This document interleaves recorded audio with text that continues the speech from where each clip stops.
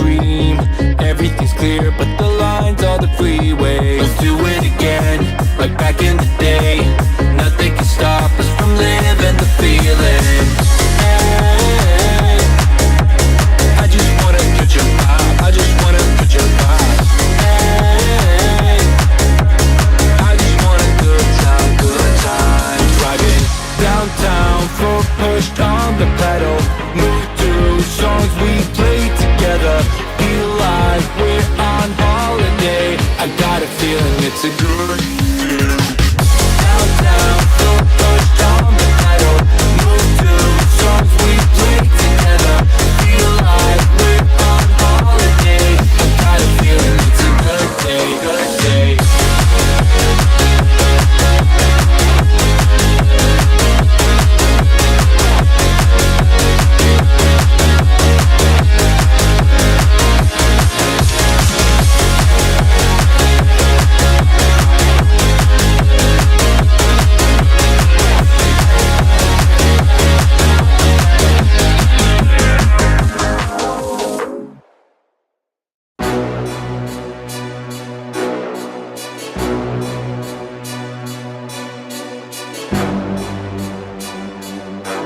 Slim, man. Yeah. I'm at a rare tip. Tell them all just stand down to the cup goal and the stands clear. I've been out running Top Gun in competition, they know who the man here. I can never fail, I can never fall, counted up without a cashier. And last year was real 25, I'm a fast on they heels. Built the last, never last up the gear. Hit the gas, I'ma mash till a meal. I can't be lacking till it's sealed, cause this too extravagant to chill.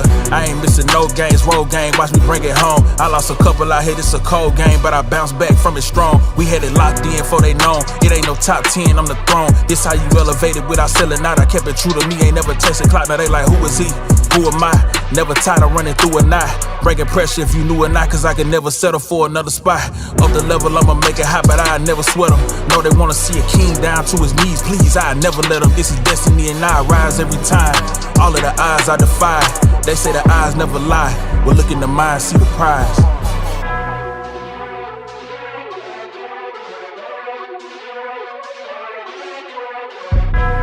Ball hard, no lesser. This dry mind, no Tesla. This whip glide like Dressler. Full court, I bring pressure.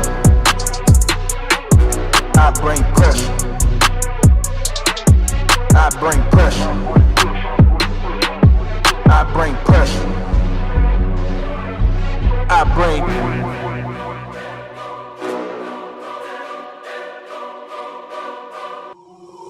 Know they did it this big, I ain't show it like the rich did. Eating bread like the rich kids, sending headshots and getting gigs. I've been on the run for some months, you know I ain't stopping, they can see it. Fishes with the pen in they mid, could probably kill them all off the lid. This how the pastor act, you get no pass for that. Records my name in the books, you chasing the goal, probably give you a panic attack. Don't need no hand, I don't handling that. Look like they brought Mr. Innocent back. Yeah, I'm the one send them scrambling back. Don't got a thumbnail, I'm still on attack. Don't let them win in my head and repeat so my focus the camera can snap. We won't go back to no ramen, boy, I got it, I need platters and napkins and laps. I got that dope, you gon' have to relapse. You want this smoke, I put packs in the air. Rock out a show, had their hands in the air with my folks in the cut, it's a family affair. I understand why they doubted this line of profession. Don't have too many succeed, but I'm gon' come back with a diamond. You bring that pressure to me. Take my hand if you dare to stay. Feel the rush, take my breath away. If we fall, then we fall in flames. One more time, here we go again. Under the lights, we are transcending gravity. Pulse the rhythm like stars, we're never ending. We burn so bright, baby, the dawn is getting closer. Come near before it's over, we shine like supernovas. Under the lights, we are transcending gravity. Pulse the rhythm like stars, we're never ending.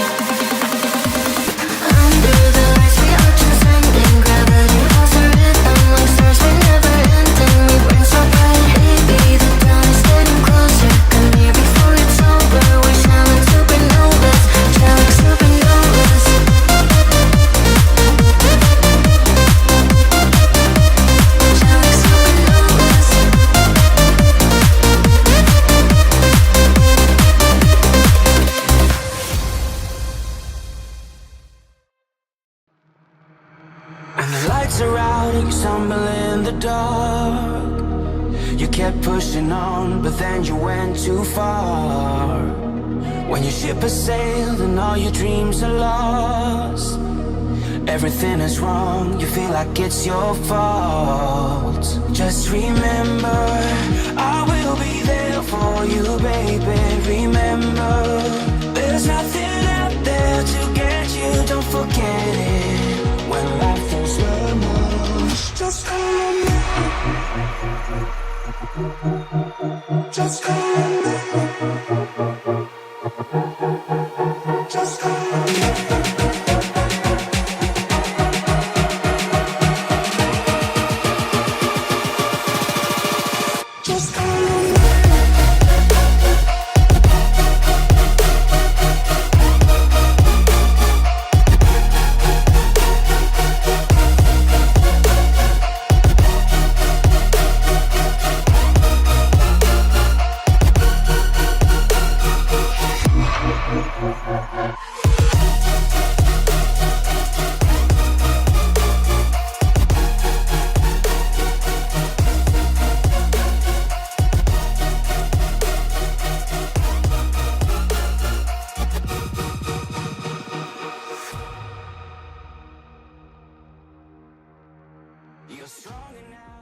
We're driving downtown, foot pushed on the pedal. Move to songs we play together.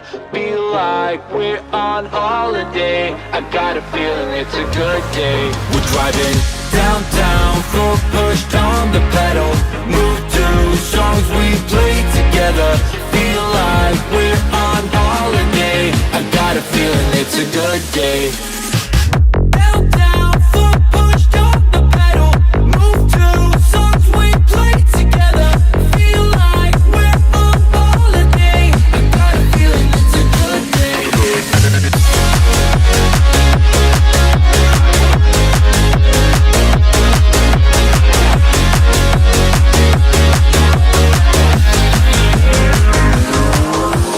Back to the days, down memory lane.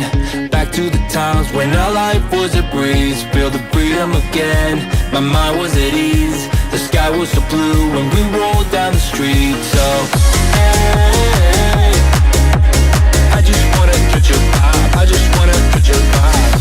Hey, I just want a good time, good time. We're driving downtown, foot pushed on the pedal. Move to songs we play together. Feel like we're on holiday. I got a feeling it's a good day. We're driving downtown, foot pushed on the pedal. Move to songs we play together. Feel like we're on holiday. I got a feeling it's a good day.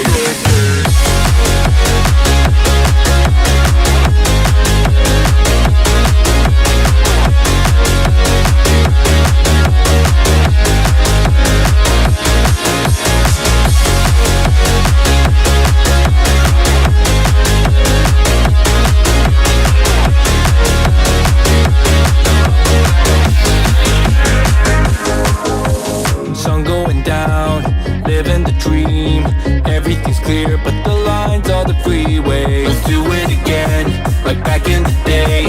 Nothing can stop us from living the feeling. Hey, I just wanna touch your vibe. I just wanna touch your vibe. Hey, I just want a good time, good time. Driving downtown, foot pushed on the pedal. Move to songs we play together. Feel like we're on holiday. I got a feeling it's a good feeling. Downtown, foot pushed on the pedal. Move to songs we play together. Feel like we're on holiday. I got a feeling it's a good day, good day.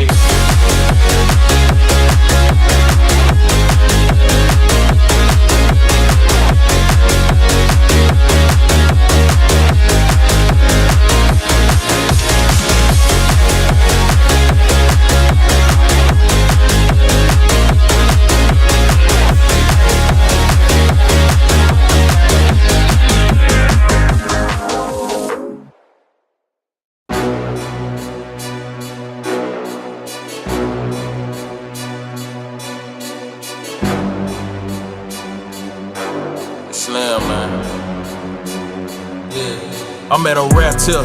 Tell them all just stand down to the cup goal and the stands clear. I've been out running top gunning competition, they know who the man here. I can never fail, I can never fall, counted up without a cashier. And last year was real 25, I'm up fast on they heels. Built the last, never last, up the gear, hit the gas, I'ma mash till a meal. I can't be lacking till it's sealed, cause they too extravagant to chill. I ain't missing no games, road game, watch me bring it home. I lost a couple out here, it's a cold game, but I bounced back from it strong. We had it locked in for they known, it ain't no top 10, I'm the throne. This how you elevated without selling out, I kept it true to me, ain't never tested clock. Now they like, who is he? Who am I? Never tired of running through a knot. Breaking pressure if you knew or not, cause I could never settle for another spot. Up the level, I'ma make it hot, but I never sweat them. Know they wanna see a king down to his knees, please, I never let them. This is destiny. Welcome and good morning, everybody. We are back from the Houston Livestock and Rodeo. This is your 8 a.m. qualification line. My name is Neil Cooley. We are with the Raising an Archer podcast. I'm also your Oklahoma ASA State Director, but I'm coming down to talk about some Texas youth and young adult archers. I've got Mr. Bryce Talley with us. How you doing this morning, Bryce? Howdy, y'all. I'm doing great. How are you doing? This is fantastic. It's been 3 days of qualification rounds. We've got one more 8 a.m. line of qualifications, and then at 11 a.m. this morning, we are going to have some shoot-down eliminations. So we're going to walk you guys through. If you haven't seen 3D archery before, we're going to show you some footage of these archers on the line. We've got a big venue today. Big thank you to the Houston Livestock and Rodeo, their Wildlife and Ranching Committee, or Ranching and Wildlife Committee, I apologize, has over 260 volunteers that are putting this event on. This is for youth archers across the state of Texas, ages 8 to 18. And what you're going to see here is they are shooting 4 different 20 target ranges, depending on their age and skill level. And across several divisions, they're going to be competing for over $140,000 in scholarship prizes. Our senior division members and winners will receive, I believe, a Texas Lifetime Hunting and Fishing combination. There's also a belt buckle, a big trophy, and a whole bunch of door prizes. So this is a fantastic event. Bryce, have you ever seen indoor 3D archery like this? Other than at like the national level when they do shoot downs and stuff like that, not really. It's pretty cool to see something like this. They have this big of an event center for it. Yeah, they've got a ton of room in here. We could probably set a 5th or even a 6th range. I know there's been some whispers and some talk about opening it up for adults to shoot in it in the future. That would be cool. I think it would make this tournament explode, honestly, because it's exploded over the last couple of years, and I have a lot of kids that from my company that represent me, and they come in and shoot it for the last couple of years, and every year it seems like it gets bigger and bigger and bigger. So I think it would be, if they want to explode it, if they open it up to adults, it would be phenomenal. I'm ready for it. I hope they open it up for some out-of-state people. I know I'm your lone token Okie from north of the border, but I'm glad to be down in Texas. We're going to show you guys just a brief schedule here about, we've had qualification rounds since Friday afternoon. We had 4 yesterday, and this is our Sunday morning 8 a.m. qualification round. Now, the graphic on your screen will actually have a 4th division. It was divisions with 15 or more competitors in it qualified for a shoot down at 11, and that'll be just like the pros do. If you've ever seen a competition archery media pro pressure shoot down, Something like that. either one of those. Tongue twister. Mm-hmm. So we're going to see the intermediate pins male. We're going to see, I believe the added class was the intermediate barebow. We're going to see the senior barebow and the senior open male. Those will be your 4 classes right back here at 11 a.m.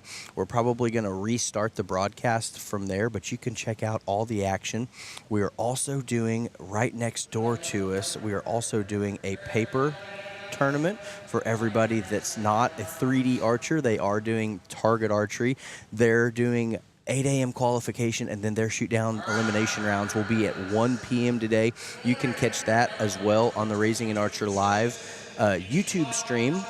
You can also check it out on the Houston Livestock and Rodeo Exhibitioners live page. So that will have Scott and Carrie on it, your Raising an Archer hosts. I'm happy to be a guest host down here with you guys today. Appreciate Bryce sitting in with us. And what we're going to do is we're going to walk you through what a 20-target course for 3D looks like, what's expected of these archers. You see I don't know if you guys can hear in the background. You've got Brad Timmerman, our master of ceremonies with the microphone. He's instructing the archers right now that the line is clear, the line's hot. We are getting ready to call shoot 'em up. That.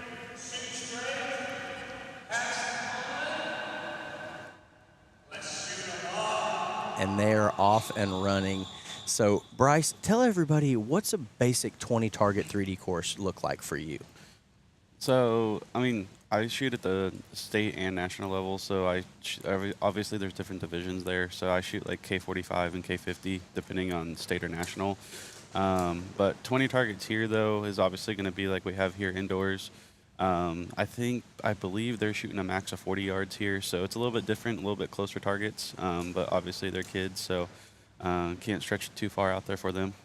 Yes. They got to figure the game out, but 20 targets. You want to know like my strategy on how I would attack it? Yeah, we've been talking this weekend a lot about course management. So you've got Okay. different targets at different distances. Sometimes you can really see those bonus rings, and we're going to walk you through how to score one. If we'll get a close up of one of these targets out there, you see they're life-size 3D foam animals, and we're going to zoom in on this antelope.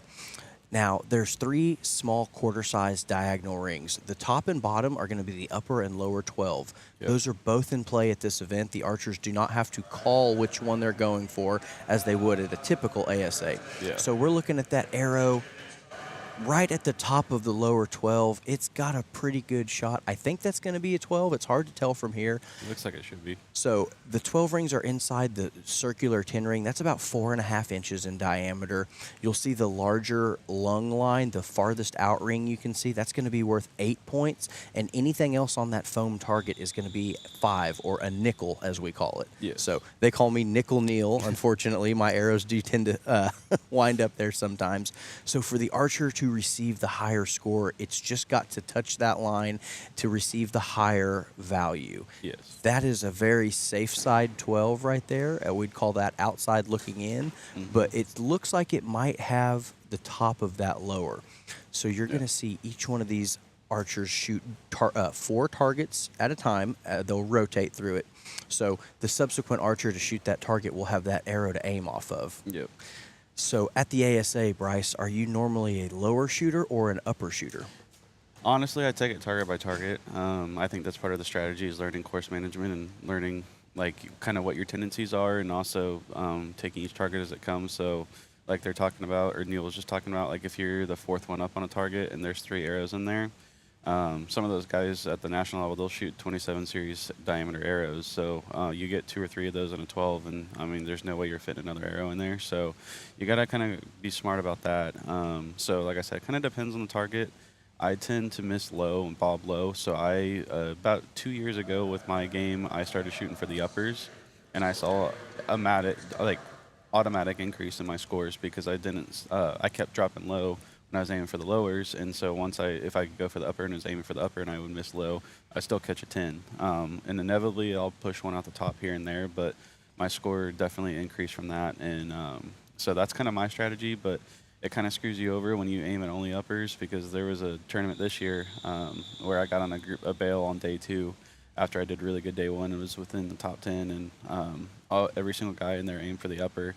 And so I had to kind of relearn in mid-tournament to how to shoot at some lowers when I hadn't really shot at them in a while. So it's definitely kind of a balance of learning how to shoot both the upper and the lower, depending on what you got to do to get that 12 ring. So it's very much a game of opportunity. The strategy behind an upper is that sometimes the top of that target curves around, and depending on whether you're indoors with LED lights like we have here or outdoors the sun, you can sometimes see that upper a little bit better. For me, it's very awkward to aim at it just because it's not your traditional kill shot on an animal. You know, bow hunters, we like to keep it, kind of tight, tucked in behind the shoulder. So what these archers are doing is problem solving and risk mitigation mid-round. You have close targets and you have further away targets. So you see, so we have a 20, 25, 30, and 40 yards max is how these 4 ranges are broken up. And each archer will have varying target distances on each course. So you as an archer are basically, you're going to have some close ones and some far ones. Some of the farther targets, they might just want to aim at the center 10 because those 12 rings are at the very edge of the 10 ring. They're very close to the 8. They're even pretty close to the 5. So it's a game of high risk, high reward for these archers as they navigate a 20 target course. As you'll see here, most of them will range the target. It is an all known distance competition here today. At the ASA, we have known distance shooters, and we also have unknown distance for people who do what we call judging yardage. It's a little bit more of a game inside a game for anyone out there might be interested in testing your abilities that way. But all these youth archers and young adults here today are shooting known distance. You'll see them take their rangefinder, click it at the target, acquire the distance, and then some of them are shooting fixed pins while the others are shooting a open setup where they dial their sight to exactly. So if it's 28.5, they're going to put that needle on 28.5. That's a great looking target on that antelope there. It looks like you're going to have one in the bottom of the lower, one in the top of the upper, and one with the yellow knock's going to be just left of the lower. I think that's going to be a 10.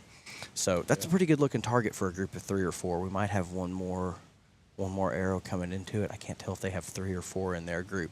But once they've got 3 in their group.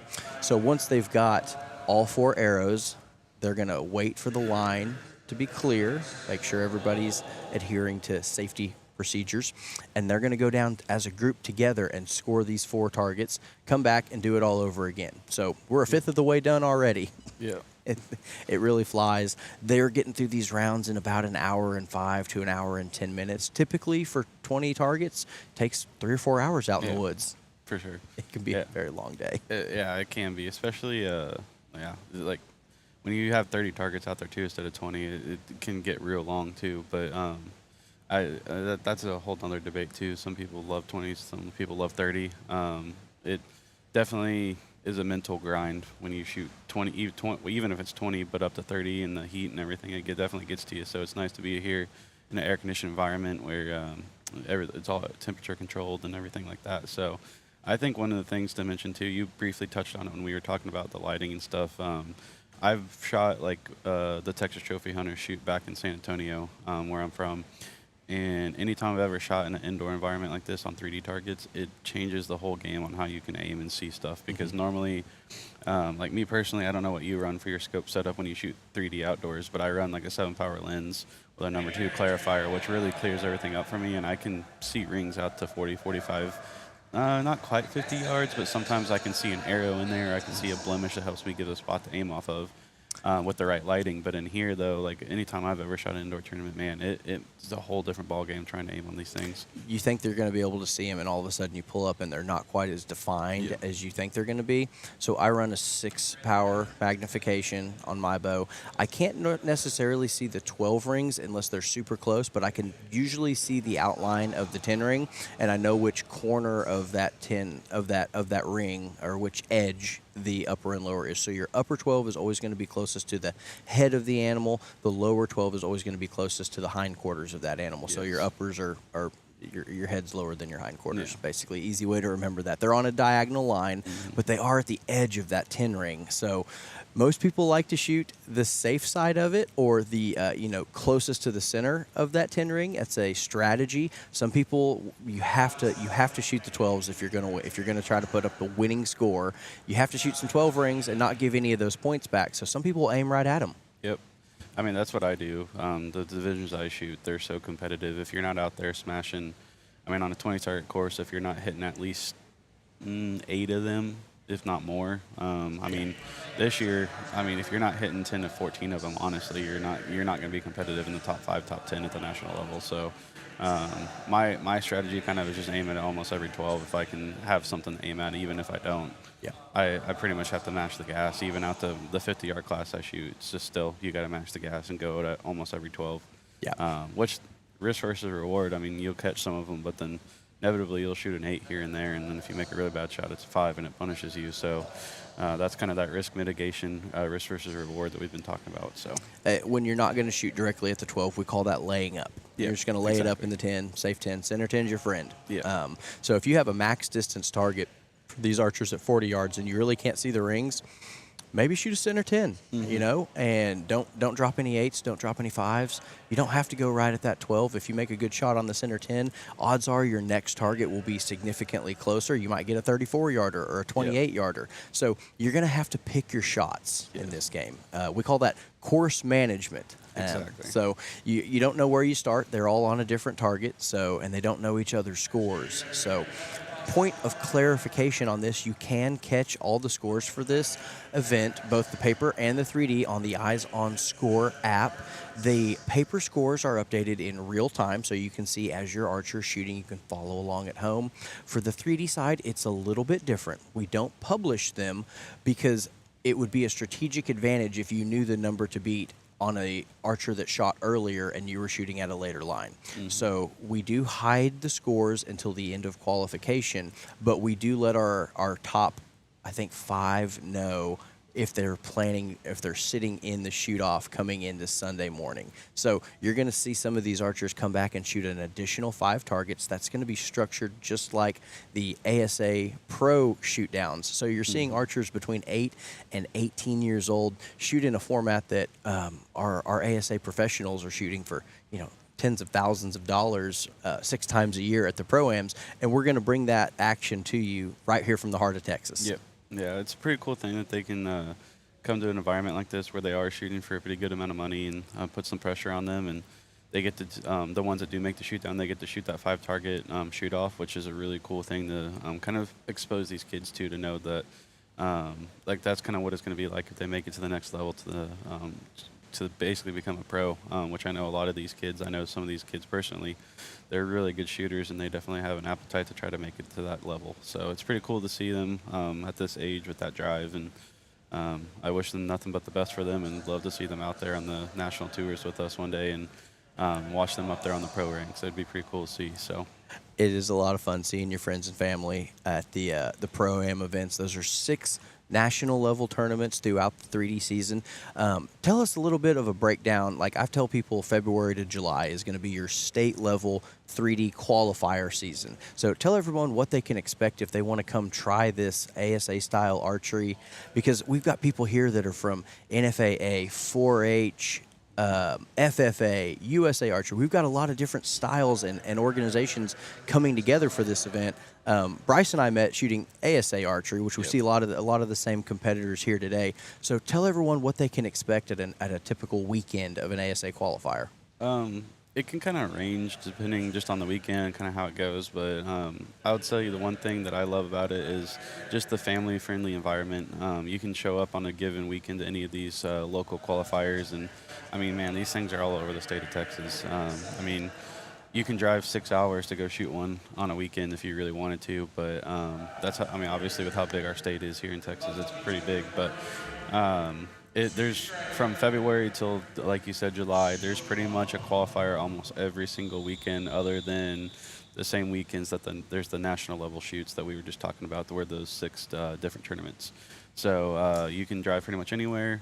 You'll show up there, you'll see people from all ages, all kinds of divisions, classes. You'll see people with bare bows out there, traditional bows. You'll see people with compound open setups like a lot of these kids are shooting here. So that's the fun part about that, and you get to go to different parts of Texas, different cities, go on different ranches and see some beautiful parts of Texas, and so it's just a really cool environment to come out and do that. So it's a great place to be if you're a beginner, because you're surrounded by people that are very willing to help you. 100%. I always tell people you don't have to be 100% dialed in and feel like you're ready. Go ahead and come out, because if you're not ready to shoot an official qualification round, you can always shoot what we call a fun round, and you're going to be surrounded by possibly over 100 people, and I know any of them would take the time to not only explain the format to you, but they would probably even help you work on your bow a little bit. Yeah. A lot of them carry breakdown tools. I know Bryce is the guy at the Pro-Ams that he's got a full shop's worth of gear in his shooting stool. Yeah, so it weighs like 5 pounds. If there's ever anything you need at a Pro-Am, Bryce is the guy to come. He always comes prepared, even to the point of I'll show up a little underprepared knowing that he's going to be there. Try to not make a habit of it, but there's a lot of people out there that have your back, and it's a great sport in that we compete in the same division against each other, but most of the time we're spending encouraging each other, because your friends always want to see you do good. Exactly. And it's not really about winning your buddy's money.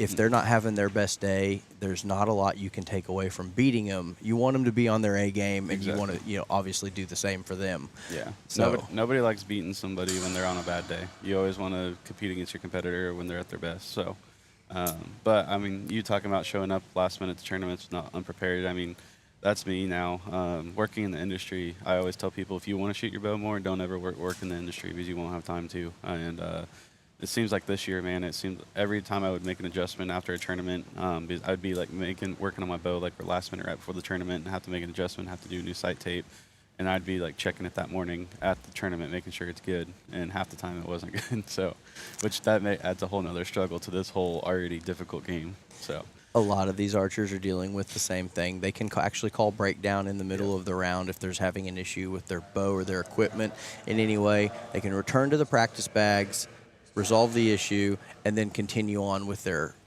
shooting their rounds score. Yep. So it's important to note that it's like you don't have to be 100% ready all the time.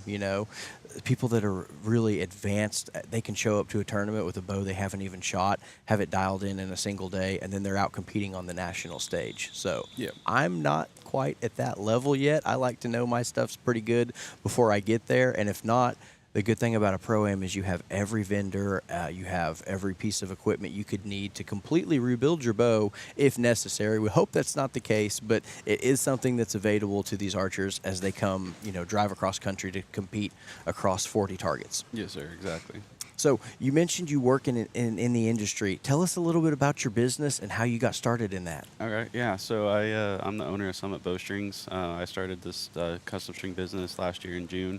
Been doing it for about a year and a half now, roughly. Man, it's been a blessing. It's been fun, and it's cool to see how far it's come and how much the Lord has blessed it when you give the business to Him, for sure. I have to give Him all the credit. But I started working at a shop when I was 16. I know I heard for a little bit yesterday when you were on it, when you were talking about Scott Hamlin. He's the one that I started working for back a couple years ago.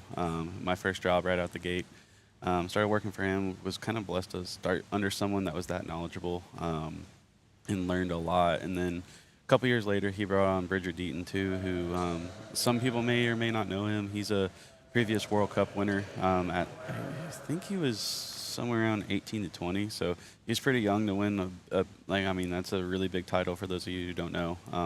They travel all around the world shooting that tournament at 50 meters, and that year he was like the World Cup champion, which is pretty cool. But that guy lives, breathes, and just does everything archery, and he's very smart with it. And between those two guys, I was really blessed to be able to learn under them and learn I can't even give them enough credit for how much I learned. So it's invaluable information, honestly, and that's what allows me to be able to help a lot of other people too, because that's the part I love about this sport, is going to tournaments if somebody does need something, especially a kid. Like, I love trying to teach people and help them with all that. But obviously, kind of for those of you who don't know, or some of those who do, when you start at a shop, you start at the basics. You're fletching arrows, you're kind of doing the scut work around the shop, and eventually you'll slowly work up to doing like cutting arrows, fletching them, building custom arrows, and you'll work up to start working on like small stuff on bows, and then you'll get better and better and better. And I got to the point where I'd been doing all that for a while, and I always had seen guys in and out of our shop building strings, and it always interested me. And so I finally talked Scott into like asking him to like teach me one night, and I did, and he immediately was like, yeah, like you got something with this. And I definitely enjoyed it, loved it, and so I kept doing it, and I got pretty good at it pretty quick.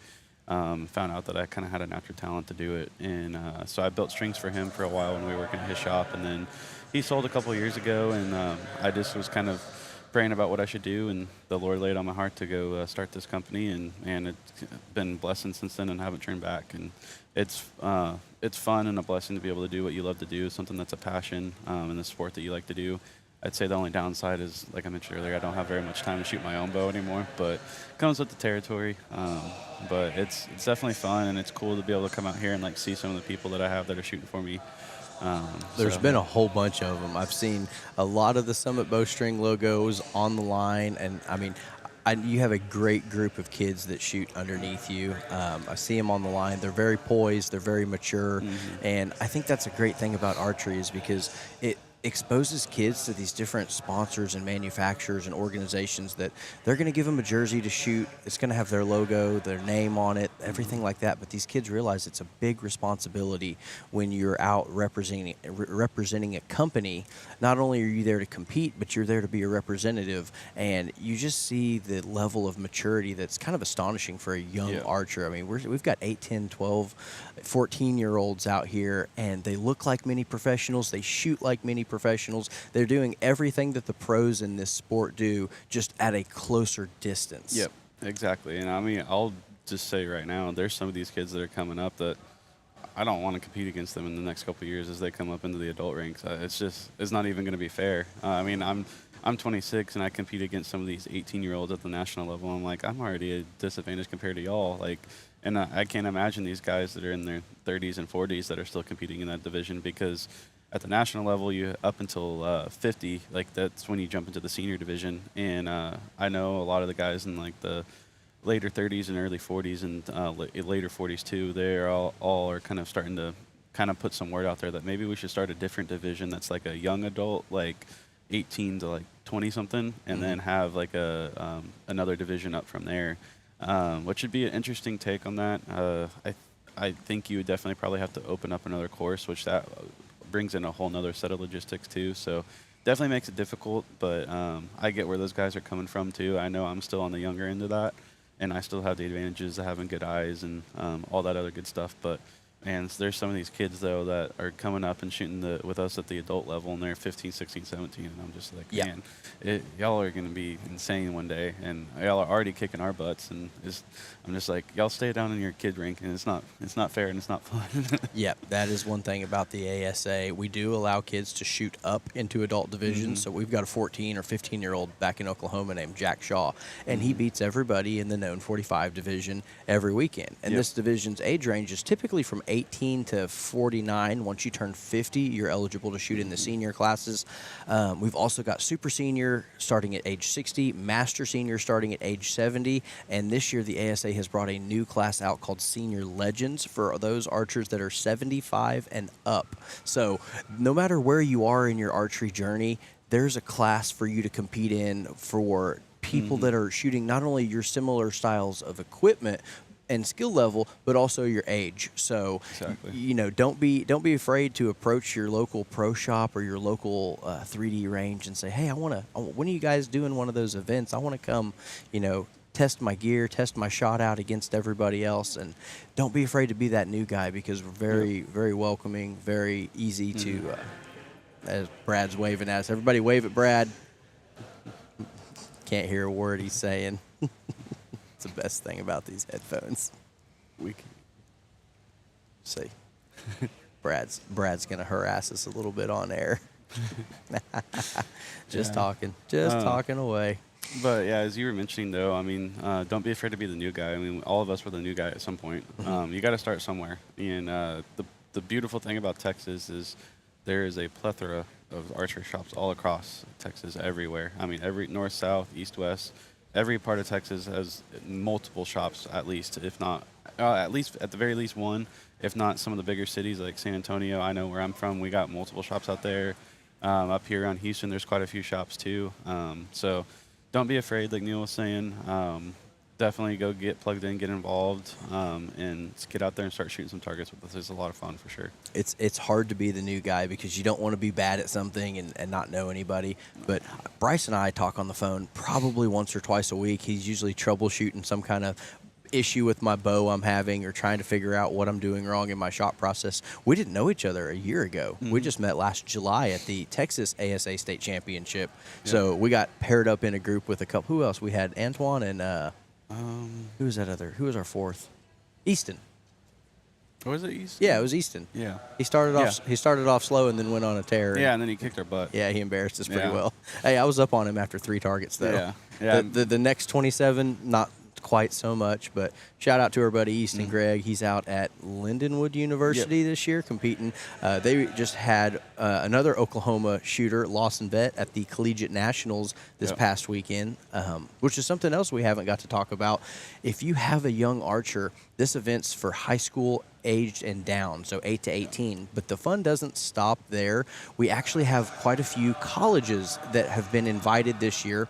So this is the second year that this tournament's hosted 3D. It's been going for 7 years. They've just recently added the 3D side, and they invited a whole bunch of coaches from collegiate archery programs out to recruit amongst the Texas youth and young adult archers. Yeah. So I didn't know this when I was 17, 18 years old, but you can actually get a scholarship to go shoot archery in college. Yep. Yeah, there's some of the colleges that offer a pretty good amount of money. I personally went to A&M. That's where I graduated from, Whoop. I shot there on their team for a year. I transferred in for my junior year, and long story short, I got hurt my first year there and wasn't able to shoot. And so I shot my senior year there, more for fun. I didn't go to collegiate nationals or outdoor collegiate or anything like that. But it was a lot of fun, though, to just be on the team there. And A&M has a very good reputation. I think they're 23-time national champions. Don't roast me on that one if that was wrong, but they've won quite a bit, and they got some really good shooters with Sawyer Sullivan and Nadia. Nadia Prophet, Nadia, our who you had co-host on from yesterday. Yep. Yeah. We've also got Rendon Brooks here. Yep, She's a Rendon. freshman, engineering major at A&M. Yeah. She competes in the women's known pro division at the ASA. She's been doing that for a couple years now, even though she's just now gone off to college. So Yeah. you can actually see people that are not 18 yet compete in Yep. the pro division, and I think she was making shoot-offs. I mean, she's Yeah, coming in the top 5. It's crazy to see the level of skill that some of these archers that might have been eligible to shoot this tournament within a couple of years, and they're already in the pro division. So Yeah. you can get good at this sport that quick if you're willing to put in the work and the time. Yeah, like Rendon, when she came out as a breakout archer for her first season, I think she made, I want to say she made at least 4, if not 5, out of the 6 pro shootdowns that year, and ended up on the podium at least 3 of those. That's Which crazy. is just crazy. I think she won Rookie of the Year that year too. Yeah. Rightfully so. She's an amazing archer. I've grown up here in Texas, as I've mentioned, and she's grown up here too. So it's been cool to kind of see like where she's progressed from, and I hope it I hope it inspires other people to get involved and like help some of these kids to talk to her and see what it's like to go shoot at that pro level. So see what it's like, and hopefully she can give some words of wisdom and advice on how to get there too. So That's one of the best thing about seeing the youth archers as they grow. Not only are they growing as competitors, but they're also growing as ambassadors of the sport. Yeah. So, you hope they go to school, and I remember it's like where they'd always announce over the intercom, "Oh, we've got another state champion," and sometimes it's the volleyball or the soccer or the football or the baseball. And I hope the schools out there are giving that same praise to the archers who win, because they really are coming together to compete against high-level youth and young adult archers, like a lot of them we're seeing out here today. So Yep. these kids are putting up scores on a range that would rival adult scores. oh yeah, for sure.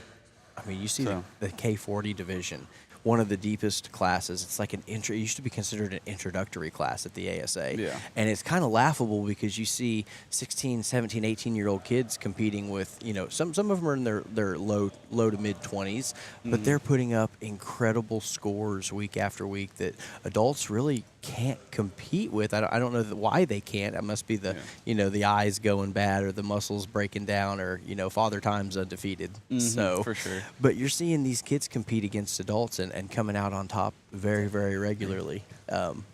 But we've got a great afternoon planned. We're going to have, this is our last qualification line. If you're anywhere in the Houston area, we're down in the B hall of the NRG Center. You can come out. You can see on our camera there, we've got bleachers for not only our families and friends and loved ones and spectators. Come on out and check this action out. If you've got questions, we've got Brad and Tara Timmerman here. That is your Texas ASA State Director.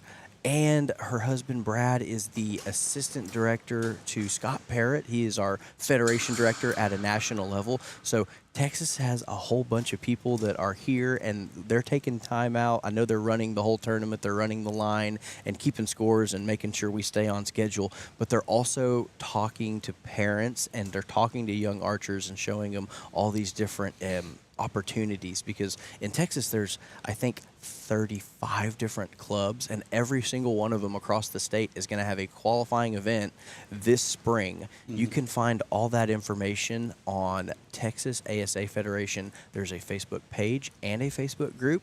You can find it at texasasafederation.com, and you can look for their schedule to be released on November 1st. That's going to have the who, what, when, where, and why for the 2026 upcoming season. So you can come hang out with Bryce. I might be down here for a few of them. I'm the Oklahoma director, so we've got quite, if you're in northern Texas, we'd love to see you up in Oklahoma. You don't have to live in the state. You know, a lot of these events are bi-state qualifiers, so if you shoot one on the border of Texas and Oklahoma, it's very likely that that will qualify you to shoot the Texas State Championship as well as the Oklahoma State Championship come July. So we all have a little bit of a circuit we go to. I think I hit Oklahoma, and the weekend before I went to Arkansas and Kansas.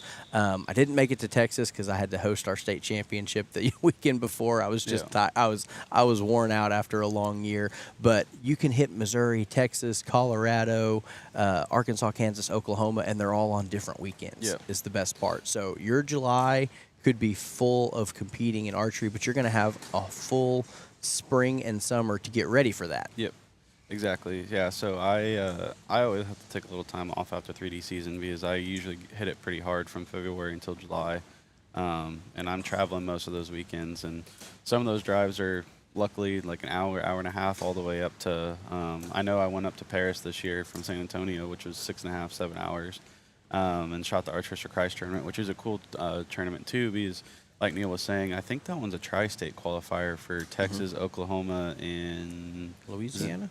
Is it either Louisiana maybe or Arkansas? One of those two. But yeah, so like I shot that one early in the year because that's a cool tournament specifically, because it's at the Archers for Christ tournament center, which there's a beautiful place. But that one's also a buckle series shoot, so you can go up there. Not only can you get qualified for 3 different states, you also can go and try to compete for a buckle that weekend, and they're very, like, really nice buckles up there too. But that's how I actually went up to that one and qualified to go to the Oklahoma State shoot. So I joined Neil up there for his state shoot this season, and it was a cool experience to be able to go up north somewhere and shoot a different state shoot. So it was a sizzler. Yeah, it was hot. Oh yeah, it was July. It was every bit of 95, 100 degrees. But it's a lot of fun. We've got water out there for you. If you're in Texas, sometimes you'll have your mobile IV hydration. Kelly and Mark White are great at keeping the heat exhaustion down. So you got people to look out for you. Most people have a cooling towel, and we've got water every few targets for you. So it's a good way to get out, get some sunshine, get some exercise, get your steps in. Also, always got to point out, indoor season is what's typically next up. This is the off season for 3D, actually, so it's crazy seeing this event happen in October. So we're still inside, we're still beating the heat, but for the next couple months, you're going to have a lot of people go off and hunt whitetail. Whitetail season's coming up, October, November, December, and then indoor season kicks off in the wintertime. So that's your 20-yard paper targets. Those are usually through January. Most of them conclude in February and March, and then everyone kind of transitions back to 3D or outdoor shooting when the weather looks good again. Yeah. So go ahead. That's dependent on the archer too, because now there's so many different tournament series out there between indoor, outdoor, and everything that a lot of them are really starting to overlap. I mean, I know there's some weekends where there's 4 different big national tournament styles or something going on one weekend. I think that's the weekend of Minden, because there's Minden, TAC, and San Antonio, and then there was a Gator Cup. It was one of the Gator Cup. Yeah, a Gator Cup, and I want to say there was one. Was it Shot 3D? Maybe there was like 3 or 4 big things going on that weekend, which 2 of them usually happen. TAC and the Camp Minden, Louisiana Pro-Am. Yeah. That one's always kind of conflicting because I know I personally would love to go shoot TAC, but I'm more of a bigger target shooter. But TAC's like right in my backyard, and everybody always like, well, you never go, and it's right there. But I'm like, well, I'm a bigger target shooter. Yeah. So it makes it kind of hard with stuff like that. But it honestly, archery is becoming such a big sport now, which is awesome to see. That it's booked out almost all year long now. There's hardly any downtime. Like you said, it's downtime right now for 3D. But I know as soon as 3D finished up in July, some of the people set their bows down for a week or two, and they immediately picked them back up and started tuning indoor arrows and started shooting indoor rounds almost immediately. Yep. And like here in Texas, we have our 5-spot series, NFAA 5-spot series called SIWAT, Shoot Your Way Across Texas. And just like ASA, we have a tournament, at least one, if not multiple, almost every weekend somewhere in Texas starting. I want to say the first one's maybe next weekend, if not the following weekend. It'll start then, and it'll go all the way till, I want to say the state shoots in February sometime. Yep. There's just so many tournaments to keep up with now. I can't physically keep it up in my head, but and that's the interesting thing too. Is like you said, they're shooting 3D right now, and a lot of people have already probably transitioned to indoor arrow style setups, which usually you don't shoot an indoor arrow at 20 yards because you build them heavier, slower, more forgiving than you would build a 3D arrow that's a little bit faster, lighter. These are shooting farther distance. So that's definitely a caveat that gets thrown in there that makes it a little bit more difficult to kind of figure out like what you're going to do. And if these kids are shooting the indoor round too, the paper round, it's like, do you tune your bow to 2 different arrows? Do you bring a second bow? So it adds a whole nother wrench into the system of like, what do you do? Like I know one of the shooters here that I got, he has 2 different bow setups. So he has one that he has specifically set up just for indoor rounds with bigger arrows. And then he has another bow that he's shooting right now with 3D arrows. So it's just kind of one of those things. It's like the strategy of how you handle a tournament style like this. In the past, I've had a bow set up for 3D indoor, and then we field, which is a whole different ball game to talk about. And what I'm figuring out now is it's actually better for me as an archer if I will just stick to one bow. So I got my 3D bow tuned very nicely. I'm really agreeing with it this year. I'm shooting the Darton Exodus Pro short draw. Got my Summit bowstrings on there. I'm shooting PS23s on it. So that's a line buster. That's the same diameter arrow as max for this tournament. So arrows, that's 23/64. You'll also see people shoot 25s, 26s, 27s. For these archers here at the Houston Livestock Rodeo, 23 is the max diameter, and each organization's different. I always want to tell parents to do your homework ahead of time. You don't want to show up with the wrong equipment, but I'm going to probably shoot this bow all the way through indoor season. 23s are incredibly, it's one of the best arrows out there. You could bump that arrow size up to shoot 25s or 27s, but I just don't know if it's going to perform as well as the 23s for me. So I'm willing to give up a little bit of diameter for that forgiveness. And then when February rolls around and 3D season comes, I know I've put thousands and thousands of shots through this bow. I'm familiar with it. I'm comfortable with it.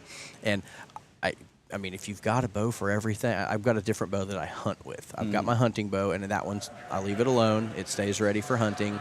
And then it really lets me tinker and tune with my target bow year-round because I know that I don't have to be swapping arrows and throwing broadheads on it and that kind of thing. So some of these archers here are shooting tournament-style bows the same way. I know there's probably 0% chance they go hunting in the deer woods with any of these bows. And you see some of them that they're very, very likely swapping these target arrows out for a broadhead arrow and taking it hunting either this weekend or next. Like they might be going to the deer stand tonight after shoot downs. I've always kind of joked about it. I wanted to go take my target bow to the woods once and just shoot something with it just to say I did. But like Neil was saying, a lot of us do like us target shooters. We do have 2 different bow setups. We have our target bow.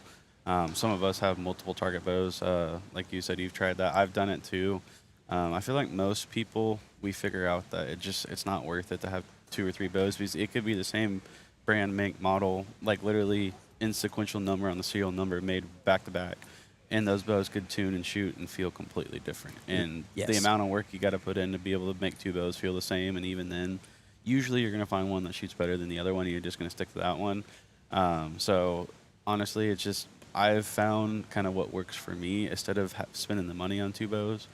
I run accessories that allow me to tune my bow to different things. So I run a bladed rest. I run the Spot Hog blade rest, and the edge swap. Yeah, the edge swap. So instead of it being like a drop away, it's just a spring steel blade that just sits there, and it guides the arrow when you pull back, and then it flexes a little bit when you go to shoot, but it allows it to steer the arrow as much as it possibly can. So it is the most accurate style rest that you can possibly shoot because there's nothing that really moves on it other than that steel bending a little bit.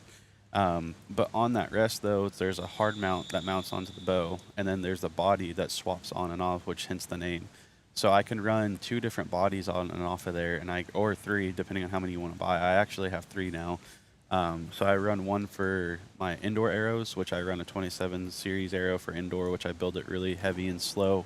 We're shooting 20 yards max. I put like 250 grains in front of it. I leave it really long, like 28, 29 inches, and then run a lot of helical with a lot of vane or feather on the back. Build that arrow really slow and forgiving. Now, like you said, Neil, when I go to 3D, I run a 23 series arrows. I think that's the most forgiving, accurate, and durable arrow across the board, and I've talked to a lot of people who agree. And so I'll build that arrow completely different. I cut that thing about as short as I can get it, and that's a great shot right there, that upper 12. Right at the top. Yeah. I think your other one might be in the lower 12 as well. Which one are we looking I was looking back at the deer. We're on the antelope now. Yeah. There's the deer. I think is that going to be a Genesis That- arrow? That looks like it may be. It's like the old Easton aluminum. Yeah, it looks like it's a line cutter. Yep. Jar liquor. Jar liquor.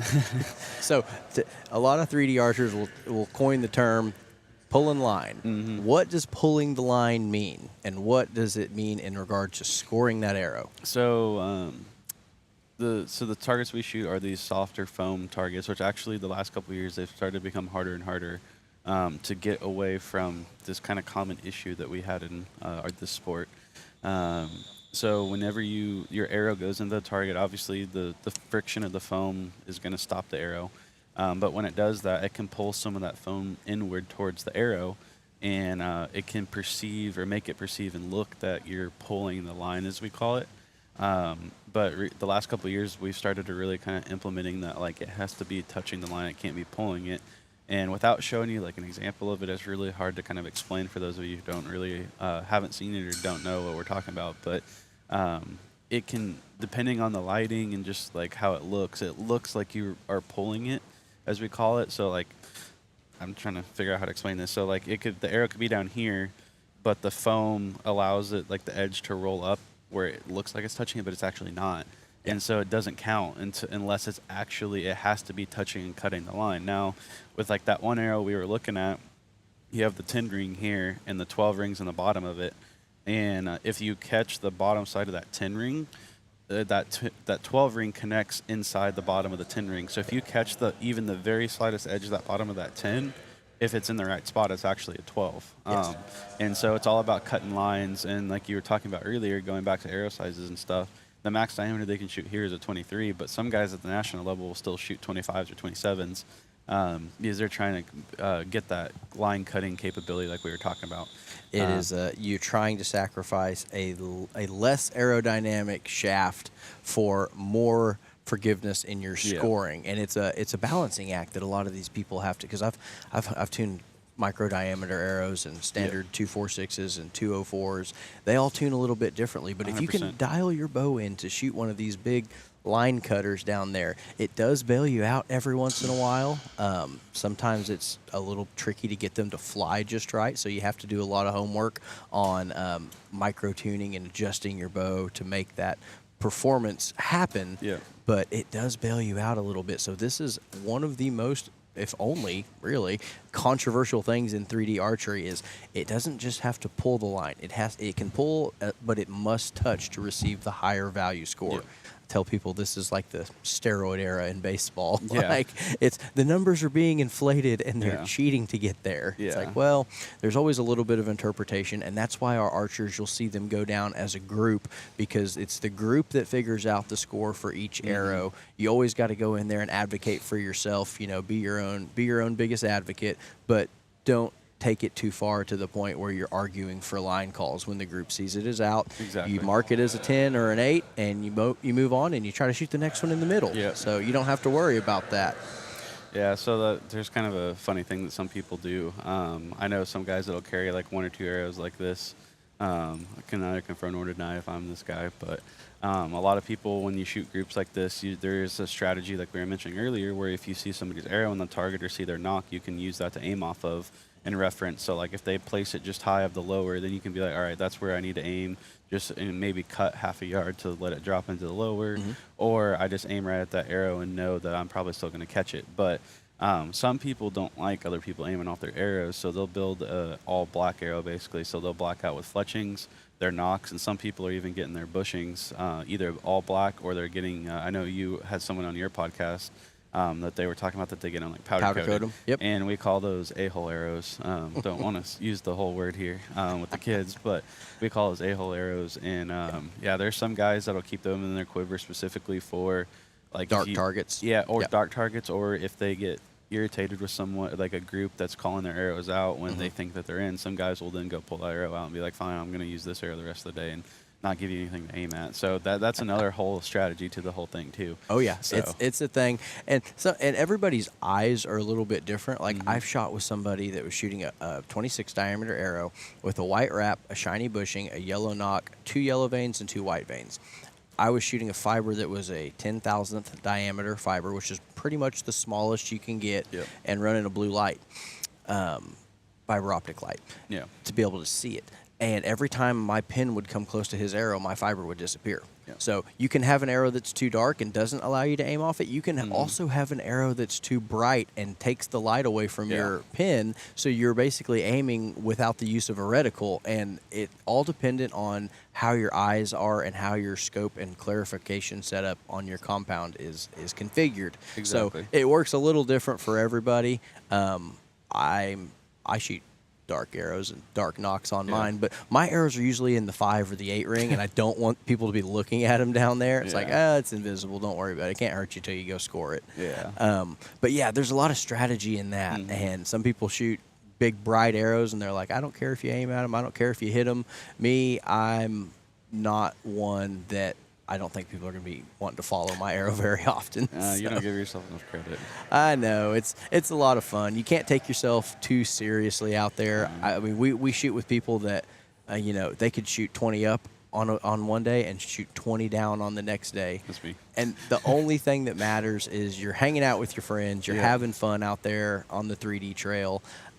It's something that you really see people get down, and your group will go pick them up and encourage them after a bad shot, and they'll kind of pat them on the back and say, get back in there, break a strong shot, that kind of thing.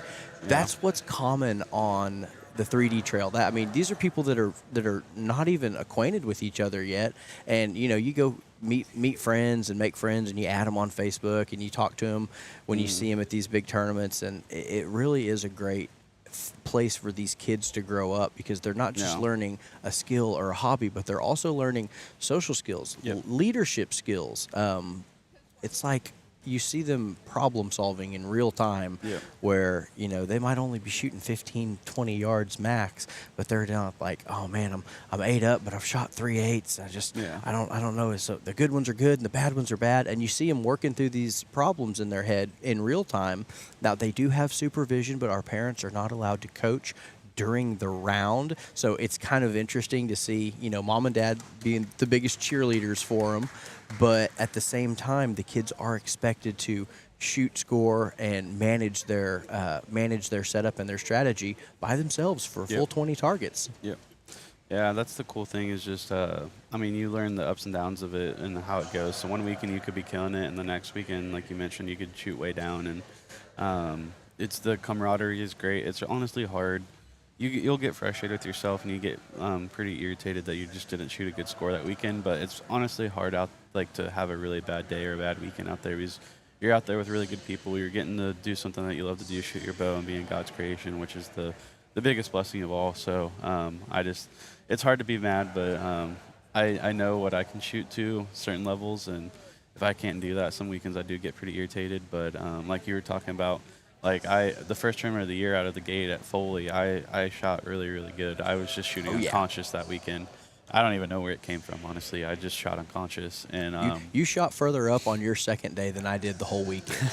I think I was 24 up for the weekend. You were 28 up in a day, and another 10 or 12 on top. Which I really don't, to this day, I don't know how that happened. I just was like in the zone or out of the zone. I don't know what it was. But then, like, going back to Minden, though, I don't even know what happened there, but there was one day it was just like 8, 8, 5, and then all of a sudden I had a random miss, because I think I missed set my sight or forgot to set it or something, and I was just like, you know what, at this point I'm just here to have fun, and I just kind of started laughing with it and just having a good time. And I remember you and some other people were like, "Oh, like how are you doing?" I was like, "Oh, I'm doing awful," and I was just smiling, laughing about it.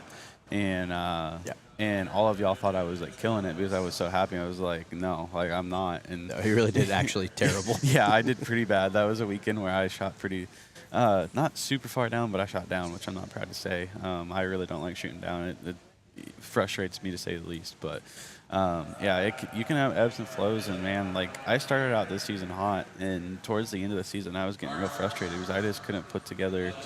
Like I would have a couple good targets, and then I would have a couple bad targets. It just seemed like I was riding this struggle bus the last half of this season, and that's kind of the poetic thing about archery, though, is you can get on a high and go on a tear for a season or for a weekend or whatever it may be, but then you can also get humbled real quick. And this is the first time where I've really like had some issues that I've had to work through, and I honestly think I got the dreaded TP, as we call it, because we don't like to say those words, target panic, but I think I'm struggling with that right now, and so hopefully I can get through that this indoor season and work on that and shot execution at 20 yards, which is a great thing about coming up with indoor season is a lot of these archers are now going to be able to go to 20 yards and shoot the same repetition shot over and over and over for 60 arrows for the 5-spot tournaments that we shoot. So I think that it's definitely going to be a much needed thing for some of us. It's also the necessary evil. A lot of us don't like to shoot indoor. Yeah. I know me and you kind of agree on that, but it's also, again, a necessary evil. And those,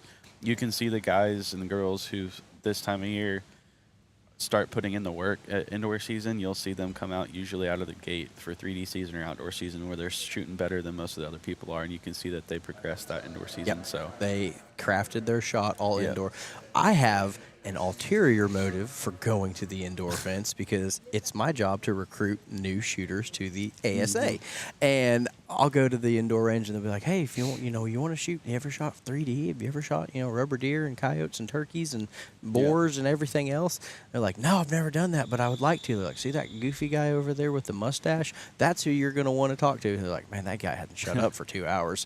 But you meet a lot of new people that haven't seen 3D archery before, and you get to invite them out and say, "Here's our schedule, here's our website, here's our Facebook group." You can find all of our stuff on Oklahoma ASA Federation Facebook group, and then OklahomaASA.com, ASAOklahoma.com, one of those two. We got a website. I'm not you're I'm the not director. sure. You're asking me. I don't know. Yeah, I haven't had my coffee yet. It's 8 a.m. It's been a long weekend, but like indoor for me is a great recruiting time that I can go find new people and the thing about indoor that's fun is on 3D you're all with 3 or 4 or 5 people in a group and you're all on that stake together through the 20 target course. You only hang out with those people for 3 or 4 hours. You see everyone; they're close to you. But indoor, you really get to rub shoulders. You get to tell stories. Hey, look at this trail cam picture I got the other day, or here's the deer I'm chasing. I think he's going to daylight in November. So you get to see and hang out with them a little bit more in indoor. But the thing about, like Bryce was talking about a second ago, going to a big pro-am and having a rough time, the silver lining there is you have every vendor on site. So if it's like, I think I need more or less magnification, or I want to try a new release, or I'm going to buy a totally different set of stabilizers and rig them up differently, you've got all that there, and it's like the World Fair of archery. So anything you could possibly want to strap on your bow is there for sale, and the bonus part is they have their pro staffers accessible in the booth, and they're ready to troubleshoot your bow with you. Yep, exactly. Yeah, it's awesome to be able to go to those things and meet the pros and shake hands with them and get to talk to them and pick their brains. So, yeah, it's definitely a lot of fun. One of the things I kind of wanted to go back on is we kind of didn't get to finish a little bit of some of that statement was when we were talking about some of the strategy, and you were talking about how you some people shoot bright arrows and some people shoot dark arrows in your pin situation. So I shoot a very similar pin setup. So I shoot a 10 thousandths fiber as well because I really like getting that thing as tiny as I can so that I can try to put that pin inside the 12 ring so I can aim right at it.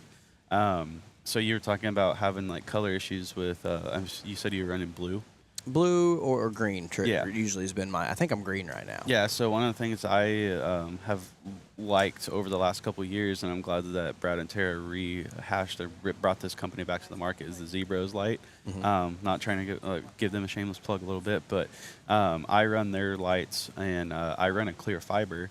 So that way, and with that, the beautiful thing about that battery pack is you can change the color on there. So now their new one has, I think, 7 different colors. Yeah, it's like magenta, red, Yellow, orange, blue, red, green. white. The white's actually pretty sweet.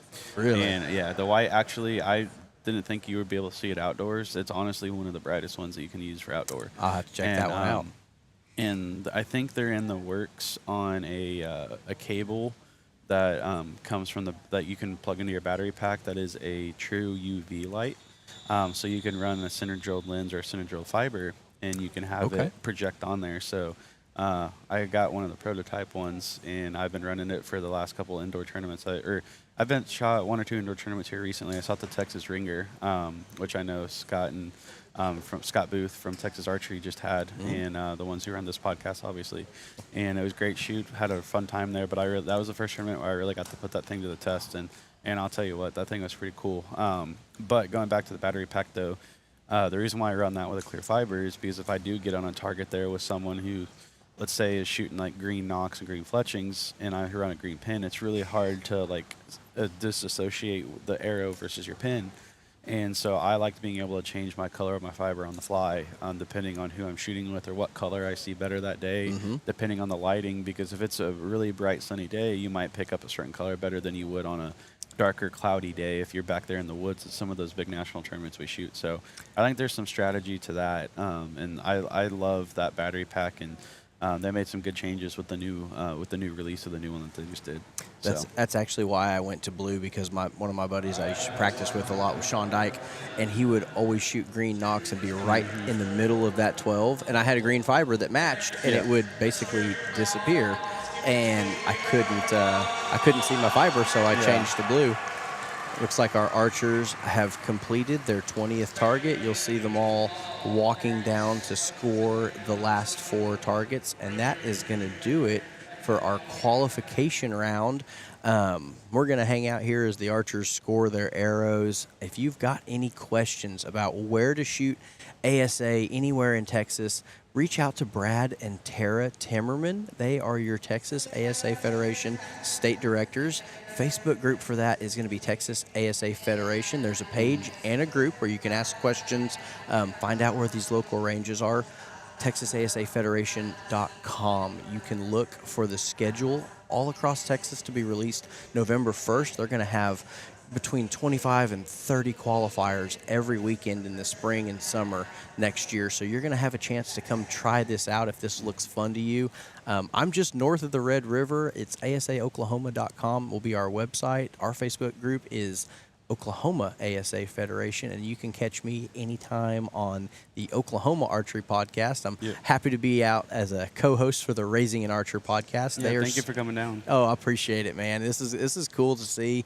I'm hoping that this event continues to grow, and we want to, again, I know we've said it before, but we want to thank our Houston Livestock and Rodeo Ranchers and Wildlife Committee members for supporting this event.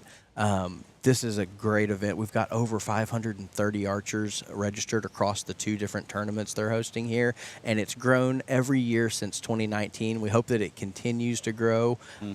They're doing fantastic things for these kids, and they've got a lot going on. Kids have a lot on their plate between school and football and baseball and soccer practice, and archery's just a small part of it. But when they're giving out over $140,000 in scholarships, as well as lifetime hunting and fishing licenses, belt buckles, and trophies, it really does champion these young archers and try to keep them on the right path, and hopefully keep a bow in their hand. For sure. Keeps them out of trouble. Well, we're going to show you the schedule one more time on the information. This is going to be for your 3D. About 11 a.m. we're going to have, I know it shows 3 on the graphic right now, but we're going to have 4 classes that are going to shoot down 5 targets, 5 bonus targets to see who's going to be your champions. And then we are also at 1 o'clock going to have the target schedule. They are finishing their last qualification round at 8 a.m.